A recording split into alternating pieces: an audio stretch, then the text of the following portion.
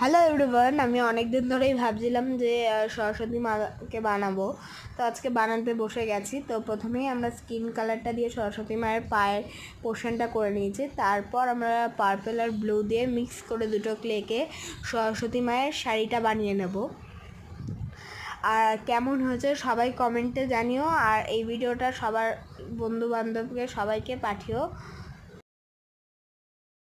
তারপর আমরা বডি পোর্শনটা করে নিচ্ছি। বডিতে আমি স্কিন ইউজ করেছি আর ব্লাউজটা রেড ইউজ করেছি। তার মিডিলে একটা স্টিক দিয়ে দিয়েছি যাতে পরে যাতে না যায়।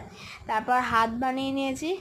তারপর আঁচলটা আমরা ওই কালারের ক্লেটা দিয়ে করে আমরা যে টুল পাওয়া যায় ক্লে আর্টের যে টুল, ওইটা দিয়ে ডিজাইন করে দিয়েছি।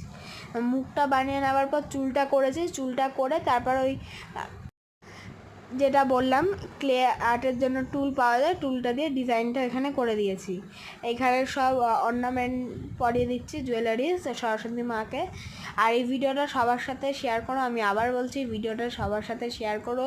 তোমরাও লাইক করো, সাবস্ক্রাইব করো, আর ভালো লাগলে কমেন্টে জানিও। আর তোমরা তোমাদের রিকোয়েস্ট মতো বলতে পারো, আমি তোমাদের রিকোয়েস্টটা বানাবো যেটা বলবে। তারপর আমি মুকুটটা বানিয়ে নিয়েছি সরস্বতী মায়ের। হাতে একটা ছোট্ট ডট দিয়ে দিচ্ছি, যেমন আশীর্বাদ দিচ্ছে ওরকম দেখানোর জন্য। এখানে একটা আমি ভেবেছি পদ্ম ফুলের ওপর সরস্বতী মা বসে আছে, তো পদ্ম ফুলের জন্য বেসটা নিয়ে নিয়েছি। যেই পদ্মগুলির যে পেটেলসগুলি বানিয়েছি, পাতাগুলি, ওই ভিডিওটা বানাইনি। তো ওটা যদি চাও আমি আবার বানিয়ে তোমাদের দিতে পারবো, ঠিক আছে? Thank you so much for watching, by.